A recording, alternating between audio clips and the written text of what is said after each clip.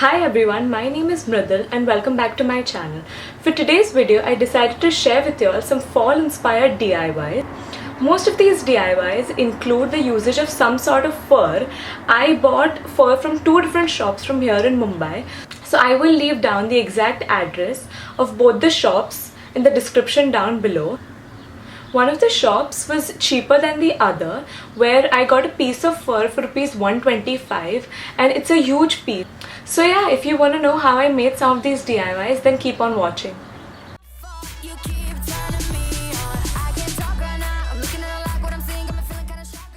The things that you'll need for this DIY are some fur, a bowl to measure out a circle, some cotton for the filling, and an old keychain and some thread and a needle.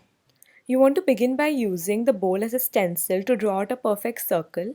Next, you want to cut it out, and with the help of a needle and a thread, you want to stitch the circumference, but instead of making small detailed ones, you want to make big stitches. So approximately you would need 5 to 6 stitches to cover the entire circle. Next, you want to fill the circle up with some cotton and pull the thread so that it forms a ball, as you can see. And you want to lock it up by just making a couple of stitches here and there and then just knotting it. Next, you want to add the old keychain and incorporate it with the fur ball by making some secure stitches. Hang it onto your favorite bag and you're good to go.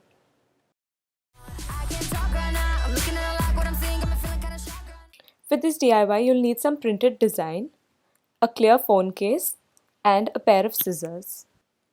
This DIY is super self-explanatory, but all you really need to do is use the phone case as a stencil to map out the exact shape on the printed out sheet that you've selected. I suggest printing out the design onto a glossy paper instead of a matte one. You want to make sure that the cutout fits into your phone case, and you also want to measure out the camera hole and cut that part too. Lastly, just place the stencil into your camera roll. So yeah, this is what your final product should look like.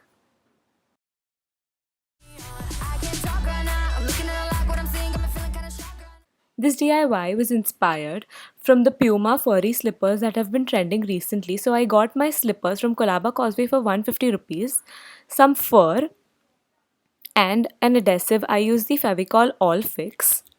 You really just want to hide the band of the slippers with some fur. So I measured out the exact length and the thickness and accordingly cut out pieces of fur. I used the Fevicol All Fix, but Fevikwik or any sort of fabric glue would work as well. And you just really want to stick the two pieces of fur onto the slippers band, and that's really about it. Let it dry for a couple of hours and you're ready to wear it.